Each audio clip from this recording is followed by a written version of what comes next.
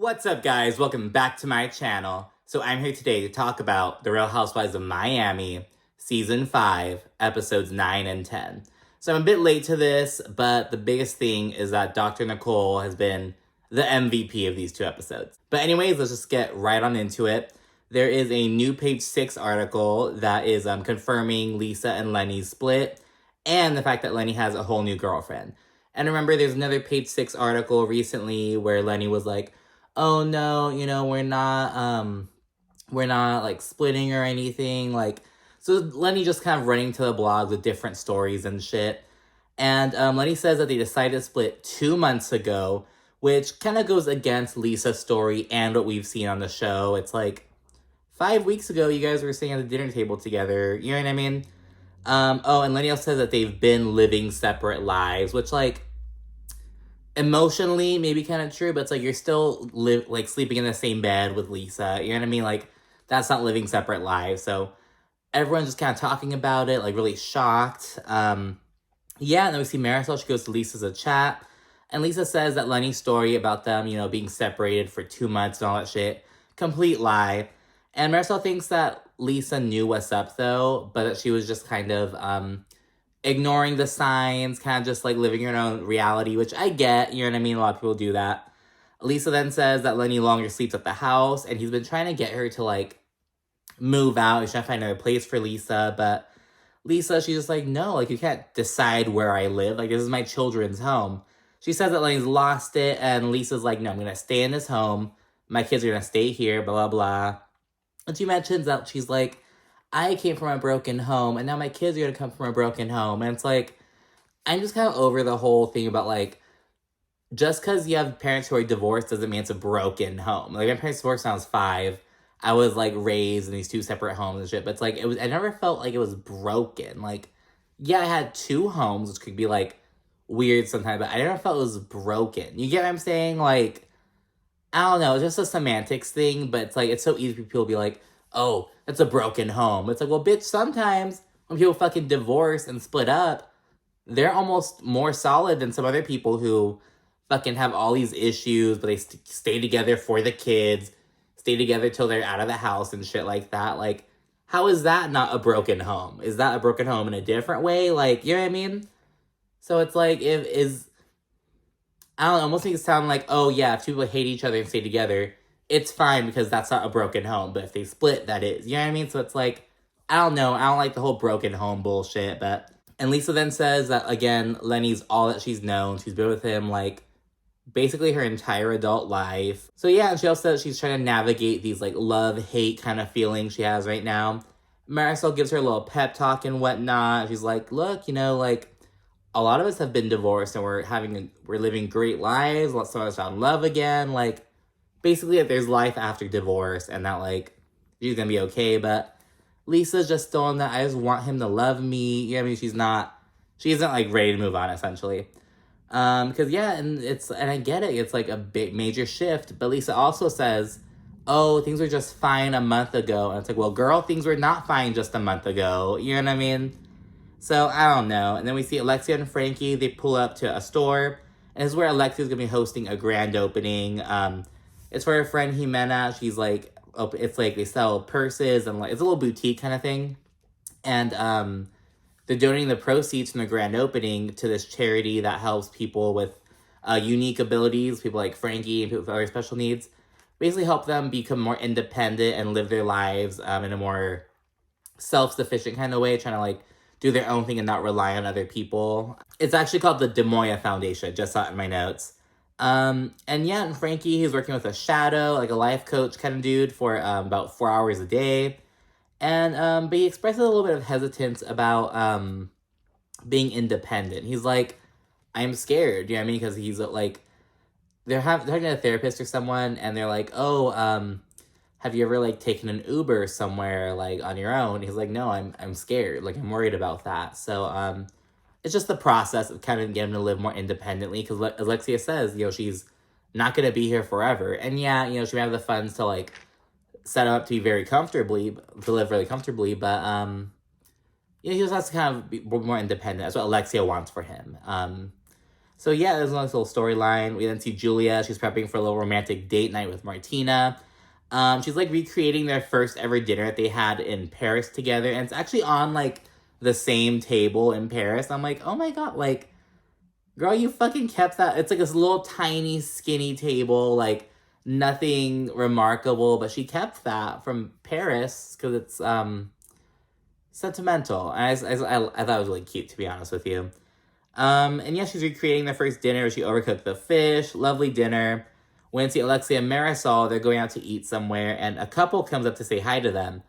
And they bring up Lisa and Lenny. And it's just kind of showing that, like, Miami is a big city, but it's also a small town. So word travels quickly, and they can't really, like, it's unavoidable. Like, it's in all the papers and shit.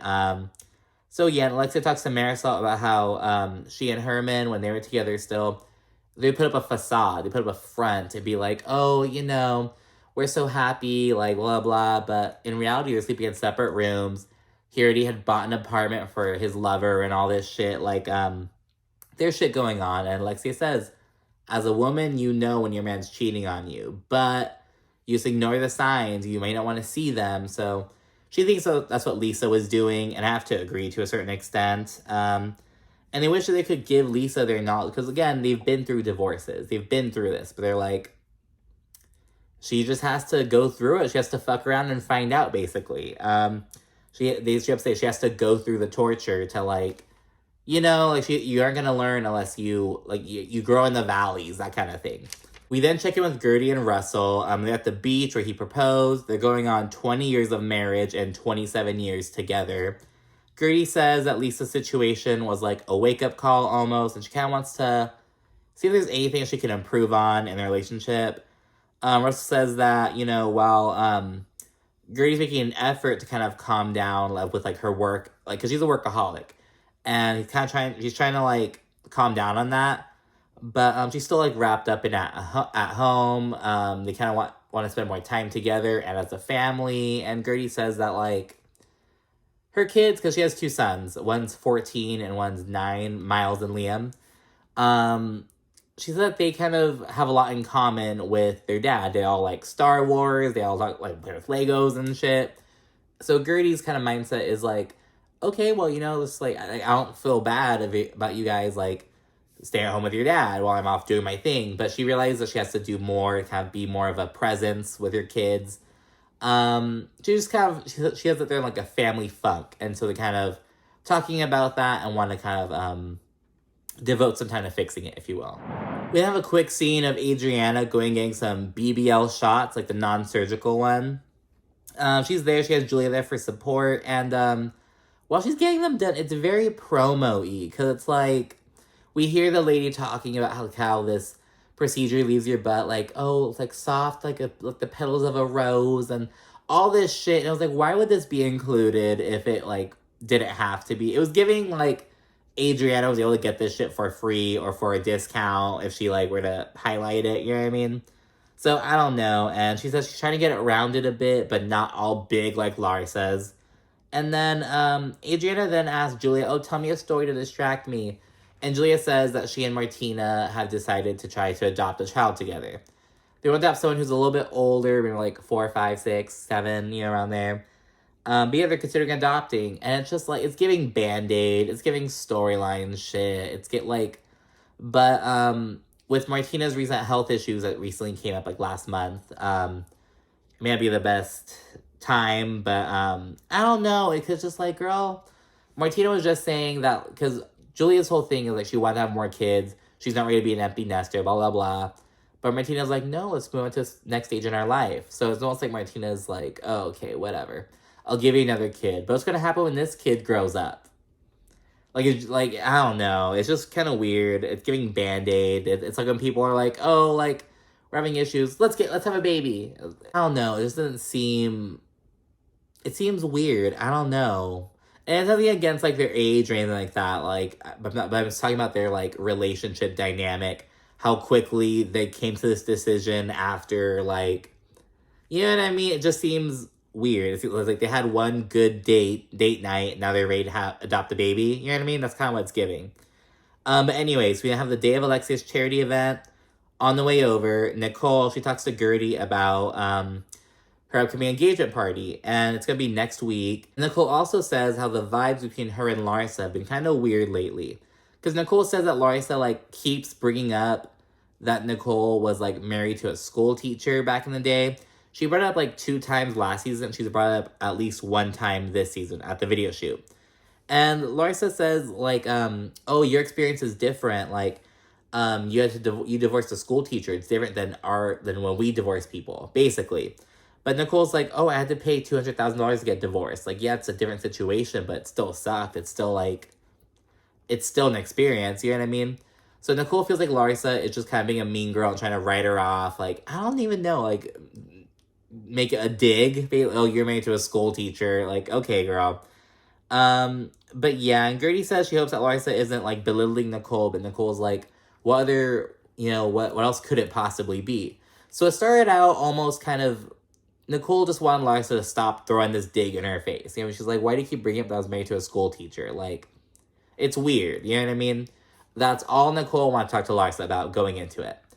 But yeah, they start pouring into Alexia's event, chatting about a new article that came out where Lenny's girlfriend is fucking saying about how, oh, I'm not the reason why they separated, blah, blah, blah.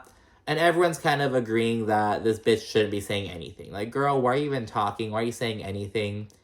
But on the other hand, she's being featured in these articles. Yeah, I mean, she's a model, so it's like, she was kind of trying to clear her name almost. But, I mean, she was the other woman, you know what I mean? And it's like, and I agree, you know, she isn't the reason why, you know, they're going through this. Because Lenny already had an emotional affair back in the day. At the end of the day, Lenny is the one who took those vows. You know, this bitch doesn't owe Lisa anything. You know what I mean? Like, yeah, it's fucked up. And, you know, she's fucking grimy for, you know, going to Lisa's home and doing that shit and be all night. You know what I mean? But, like, she really doesn't owe Lisa anything. Lenny is the one who does. So, I get why the lady, like, came out and said, oh, I'm not the reason why they split up. But she probably shouldn't have said anything. You know what I mean? And while Lisa's on the way, she calls Lenny. She says that the situation's bullshit, blah, blah, blah. And she calls him as she's getting into the car. And we see him continue talking, like, on the way out of the driveway, down the fucking private road, down the fucking freeway. Like, she's on the phone with him. We don't hear Lenny say anything until the very end of the call when he's like, fuck you. Because Lisa was like, oh, you obviously don't care about the kids because you wouldn't be doing this if he did. Then Lenny said, fuck you. And I'm like, well, what else did Lenny say? It was heavily edited. I just want to know what else he said. You know what I mean? Anyways, we're back at the party. We learned that Julia isn't going to show up because she had to get stitches because a dog bit her or some shit. Adriana, she reveals her BBL, and Larsa's all confused. And she's like, you made all these comments last season. Here you are. And in the confessional, Larsa says, oh, you know, Adriana clearly wants a body like mine, so she's going to pay for it. I'm like, not too hard on Adriana, Larsa. I don't think you should be talking about people paying for bodies. That's all I'm going to say. Lisa arrives, chats with Larsa about the article and shit. Lisa says that it's Lenny's doing. Like, Lenny's responsible. He's pulling all these strings. He's just being malicious for no fucking reason. Right then, Lenny texts Lisa saying that what he wants from the grocery store. He wants her to buy bananas, crunchy peanut butter, and strawberries and shit. And it's like, and Larsa's like, trailer trash can go to the grocery store for him? Like, so I don't know. It's just like, it's more funny than anything. It's like, what the fuck? Like, you're gonna text me asking for groceries when, like, you have a whole other bitch? Like, no. What? Lisa gets up to use the restroom, and Nicole swoops in and takes her seat, chat with Larsa. She asks how Larsa's doing, you know, before kind of observing that, like, I think this is the first time we've had a one-on-one. And Nicole says she thinks it's kind of weird when Larsa brings up the teacher.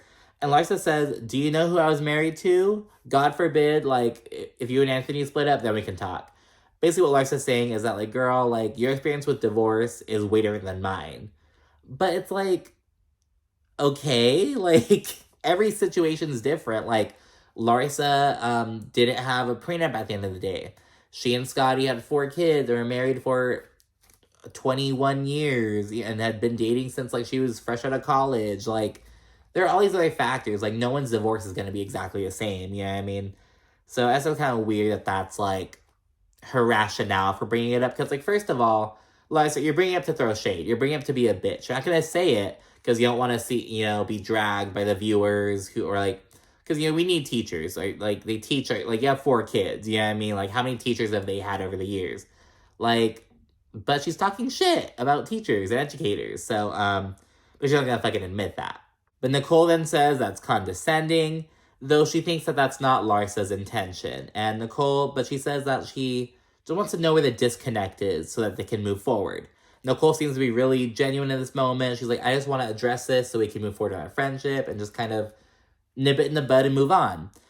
Larsa then brings up how Nicole judged Larsa before meeting her, before even knowing her. Because last season, Nicole said something like, before I invited Larsa to my house, I wanted to get to know her, I wanted to meet her.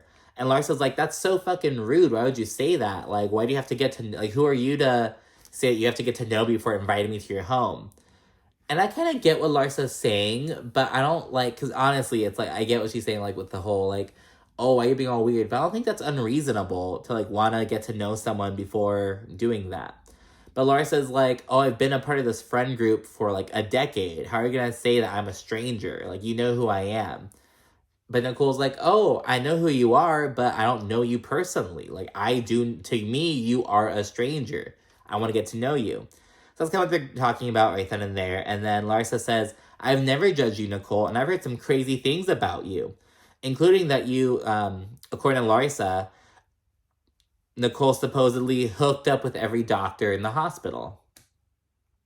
That's what Larsa says. And she fucking swears to God that she heard that. And she's like, I heard that, but I never judged you. So who are you to judge me? And Nicole's just like, she doesn't say anything in this episode. She's kind of jaw dropped, dumbfounded, because Larsa, it's a pretty hefty accusation. And then it's to be continued. We go to episode 10. We see Nicole's reaction. She's taken aback by Larsa's accusation. And she says, this comment's coming from a lady who sells feet pics. Like, I went to school for so fucking long to become a doctor, and you're gonna fucking just fucking tarnish my reputation like that. Nicole said that this is what Larsa does when she gets uncomfortable.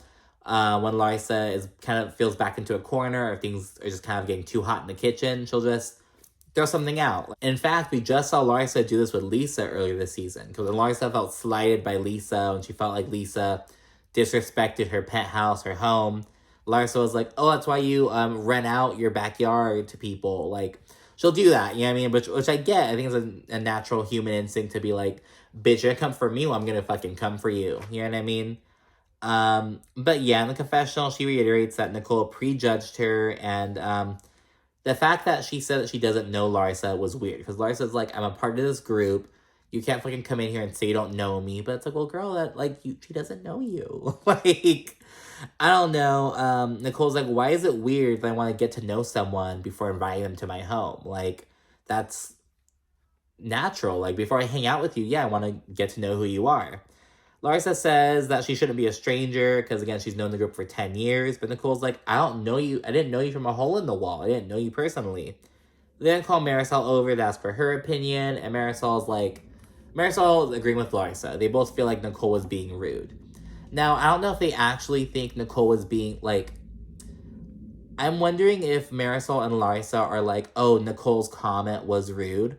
Or if they're like, the fact that some bitch is coming in here to this friend group saying, you know what I mean? Like, I feel like they're making it more personal. Because I feel like if you're objective about it, it's like, well, no, yeah, you don't know them. You want to get to know someone before hanging out with them. But their thing is like, here's this little young bitch coming in here to a solidified friend group of 10 years and saying she doesn't know someone. Like, that's rude.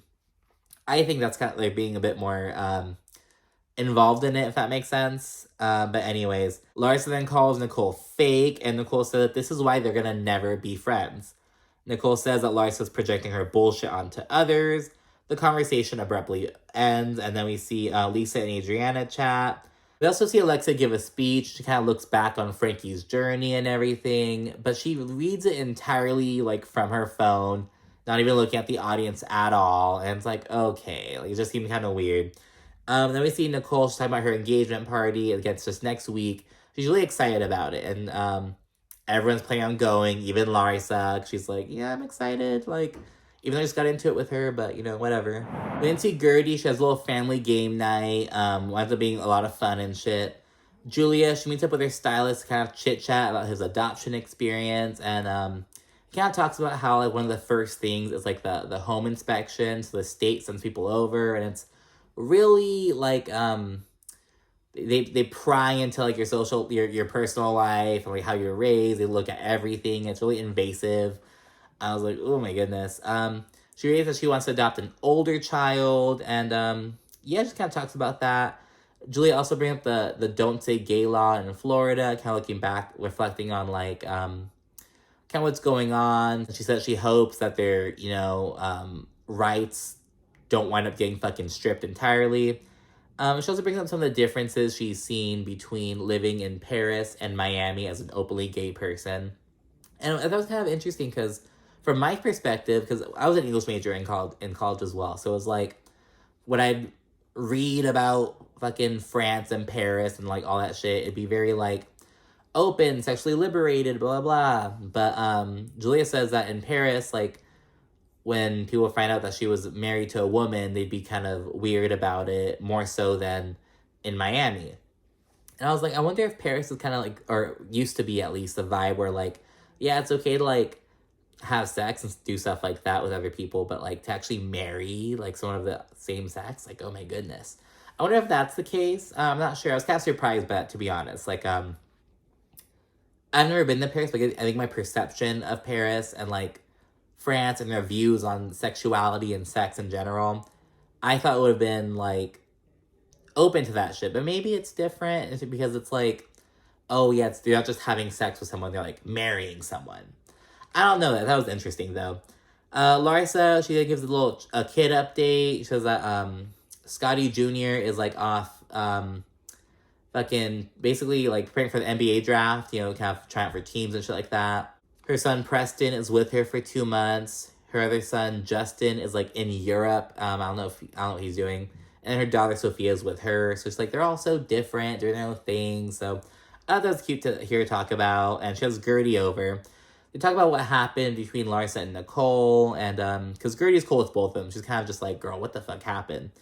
Larsa says that Nicole judged her from the beginning, and it's just an issue, and she's like, that's hurtful to me, because I've heard crazy things about her, and I didn't judge her at all. So that's what Larsa's doing, essentially. She gets a delivery sent from Nicole, like when she's right there with Guerdy, and it's like this beautiful box, and they think it's an invitation. So Guerdy's like, oh, it's so beautiful. You're like, it's my good step in your friendship. Like, I hope I get one of those. But it's a mirror, and it's a disinvitation. And it's saying, like, mirror, mirror on the wall, who's the fakest one of all? Like, I was living for it. Because, again, they thought it was, like, an invitation. You know what I mean? It was all beautiful and shit, but it was a disinvite. So yeah, she's uninvited, and Larsa's like, let's just see if they wind up getting married. I'm like, okay, bitch, all of a sudden. Like, we then flash to Nicole and Anthony. They're kind of out eating somewhere, and it's a day before the engagement party. And Nicole says that she invited her dad, but only him. She's like, this is an invite for one. And I'm like, damn, how bad is her dad's partner? Because they've been together for like 3 years, I believe. I think that's what they said. And it's like, so it's not just some random bitch who, you know what I mean? It's like they've been together for 3 years. I don't know if they have this a really toxic thing. I don't know if Nicole just doesn't like her. I don't know if they have exchanged word. I don't know. But it's kind of, I feel like I need more information because it's like, well, girl, like, I don't know. Although I will say that eventually at her engagement party, we see her dad arrive all fucking lit. Maybe the woman is just as bad, and we should have gotten pissed off, and Nicole's it would have caused more drama, essentially. I don't know, but I need more context as to why Nicole doesn't want her dad's girlfriend of 3 years around. Because at the end of the day, it's like, you know, I don't know if she's going to be going anywhere, you know what I mean? So at a certain point, it's got to like, okay, she's not going anywhere, at least for a while. You know what I mean? It's not just some random bitch who's been with him for like a month, you know? But anyways, they discuss Larsa's reckless lies. Nicole says that Larsa has no moral compass. And Anthony chimes in. He's like, oh, she literally can't see past her big fat butt. And people didn't really like that. They felt like Anthony was getting a little bit too involved in it. You know, he's commenting on Larsa's body. And It felt like he was giving Peter Thomas, like being just a bitch, essentially. And Nicole actually made a face when he's... I think Nicole's really aware of how shit will come off on camera. Because, like, when Alexia said her comment about Julia being a prostitute, because she's... being a good prostitute because she's Russian, Nicole was like, girl, you're gonna get canceled. When Anthony said the comment about Larsa's butt, Nicole, like, made a face, like, that's not gonna come off well. You know what I mean? Nicole then says that Larsa doesn't have any respect for her accomplishments because everything that Larsa's achieved has been on the backs of someone else, so she says. And Anthony chimes in, and this is even worse than the big butt comment, I feel, because he was like, and she would never take back her maiden name, because who even is that person? Like, that's so different from who you are, and she would never do that. And it's like, well, girl, like, she was married to Scottie Pippen for 20 plus years. Like, there are a lot of bitches who wouldn't, like, take back their maiden name. And plus, like, even if they were married, like, my mom's not like, my mom switched back to her maiden name when she, like, got divorced and shit. But, then she switched back to my stepdad's last name when she got married to him. So my mom's, will switch back to hers.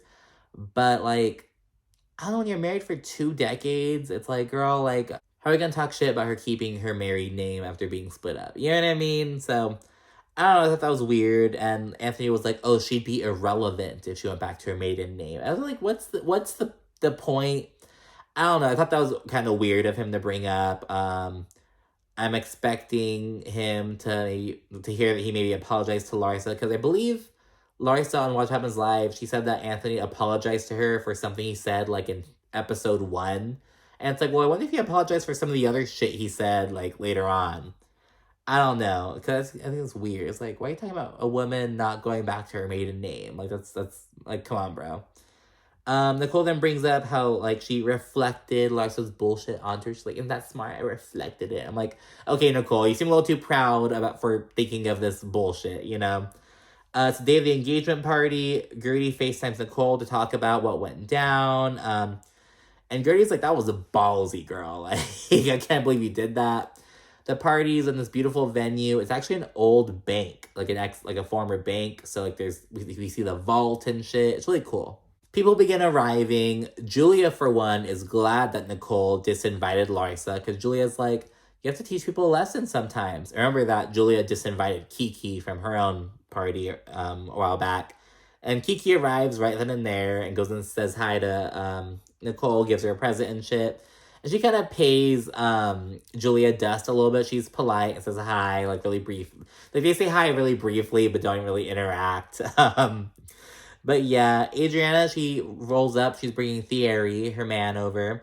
And she says that he presented physical court-stamped, like his divorce decree, his divorce papers. He's like proof that he is fully separated. Not even say he's divorced. Like, use my words wisely. He's divorced, and so they're like, I'm gonna fucking prove Alexia wrong, essentially. Nicole's dad rolls in lit as hell. He's being all extra with Kiki. Says that she's like, he asks, like, oh, I wonder where Nicole gets all her talent from. And Kiki's like, oh, she gets it from her daddy. Like, and he's like, oh, I love when you call me Papa. And it's like, oh my God, like, all weird. Marysol says that Nicole's dad reminds her of, like, the OG 1980s Miami vibe. She's, like, intrigued by it. So yeah, Nicole, she's kind of side-eyeing Marysol because she's wearing white. And she's like, has this bitch been married, like, 3 times already? I think she's worn white enough. So she's kind of upset that Marysol wore white to the engagement party.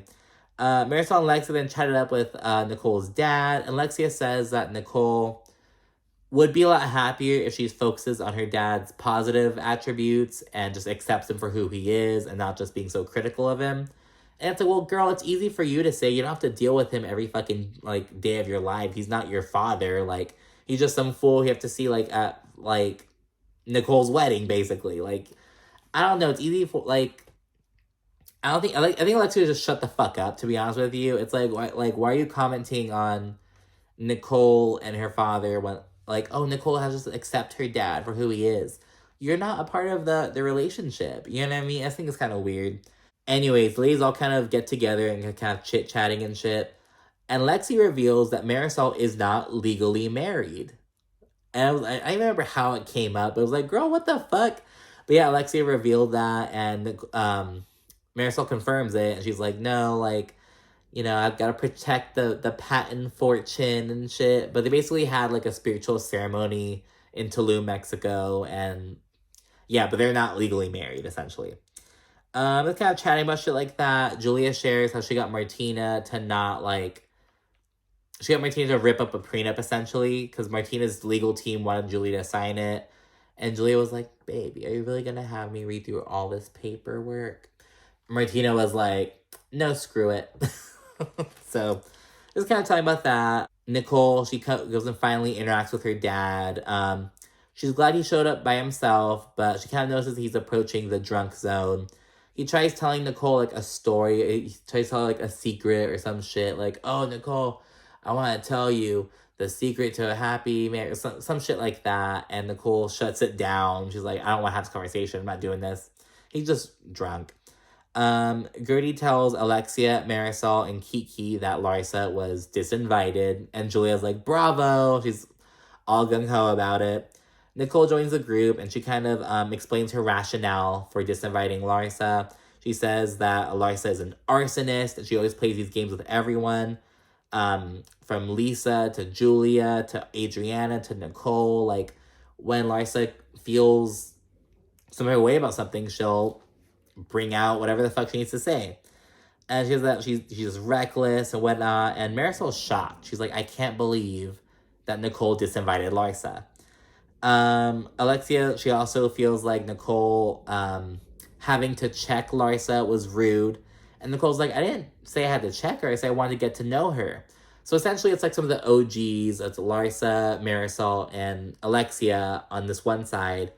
And everyone else, the newbies and Adriana, essentially, who are kind of supporting Nicole's decision. But anyways, Alexia thinks that Nicole was just out of line. And Nicole doubles down. You know, she's like, no, like, I disinvited her because she was calling my character into question. Like, you don't do that. And Lexia's dumbass says, oh, where there's smoke, there's fire.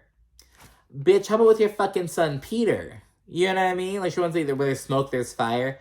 Okay, bitch, how about the fucking headlines that said that your son, Peter, was fucking beating his girlfriend? Headlines. It's like, okay, where there's smoke, there's fire, right? Peter fucking kicked a homeless man in the balls back when he was 18. Alexia's a dumb bitch. Like, she's just, like, I don't even get it, to be honest. There's differing opinions and shit, and Alexia's dumbass. She's like, oh, well, if it's not true, then, you know, just don't worry, like, don't worry about it. And Nicole checks her. She's like, the day that you work for something for 20 years and some girl who's worked for nothing in her life comes for it, you'll be upset. Because what has Alexia done? She used to do the fucking magazine with Herman, but truth be told, Herman's sons made a decision to sell the magazine or to dissolve the business, whatever the fuck. I don't know if they sold it or if they just dissolved it. But they decided to, you know, stop doing it once Herman died. So how much authority did Alexia really have over it? Yeah, she was like the editor, but it's like, well, I think she was just playing. And she's giving, I think Alexia is like a Mia Thornton. She's out here fucking playing these business roles that her husbands are doing, but she's not really. Yeah, she has a little fucking nail shop, but like, I don't know, because what has Alexia really done? Lives off her fucking parents' money, because her dad fucking died when he was at a youngish age. So she got money from that. I think her mom had like a psychology practice. But yeah, it's like, well, girl, who the fuck are you to talk about this shit? You know what I mean? It's like, focus on your own bullshit too, by the way. So I don't know. Nicole checked her though, and that's the end of the episode. So yeah, this one was a bit, I tried to just get through this. I was a bit late to this, but anyways, that's it. Be sure to like, comment, subscribe, and stay tuned for more. Thanks for watching. Bye.